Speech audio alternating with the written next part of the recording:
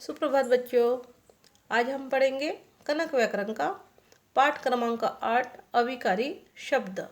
उसमें से हमने अव्यय पढ़ा था। आज पढ़ेंगे संबंध बोधक। पृष्ठ संख्या 49। संबंध बोधक। लिखिए कक्षा कार्य, तारीख और दिन।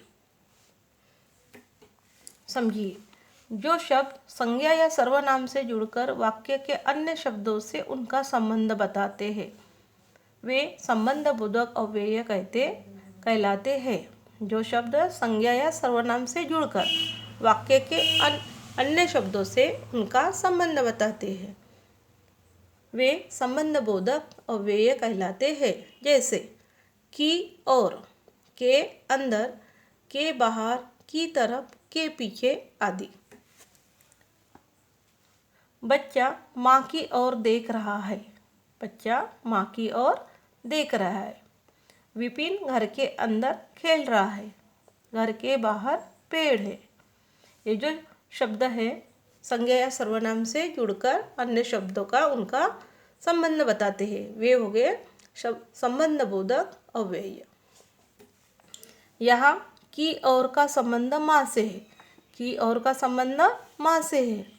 के अंदर शब्दों का संबंध घर से है और के बाहर का संबंध भी घर से है। ऐसे शब्दों को संबंध बोधक कहते हैं। इसी प्रकार अन्य शब्द के पास, के नीचे, के सामने, के निकट, के साथ, के पहले आदि। इन शब्दों से के की परिसर्ग हटा दे तो ये शब्द क्रिया विशेषण कहलाते हैं। जैसे माँ अंदर है, तुम सामने देखो। ये जो के की अगर शब्द ये हटा दे तो क्या होते हैं? क्रिया विशेषण होते हैं। हमने सीखा जो अव्यय शब्द संज्ञा या सर्वनाम से जुड़कर अन्य शब्दों से उनका संबंध बताए उन्हें संबंध बोधक अव्यय कहते हैं।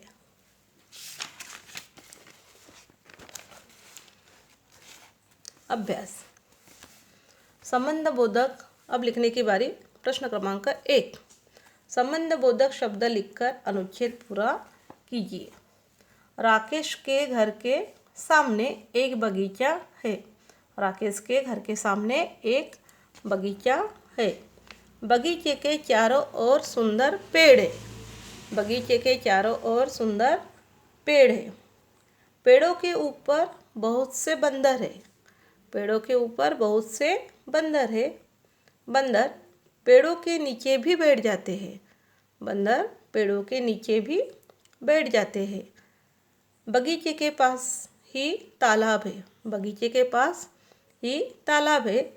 इस तालाब के अंदर सुंदर मछलियाँ है। इस तालाब के अंदर सुंदर मछलियाँ है। वाक्यों में प्रश्न क्रमांक 2। वाक्यों में संबंध बोधक शब्दों को चुनकर रेखांकित कीजिए और सामने लिखिए। क, तोता पिंजरे के अंदर है। संबंध बोधक शब्दों के अंदर।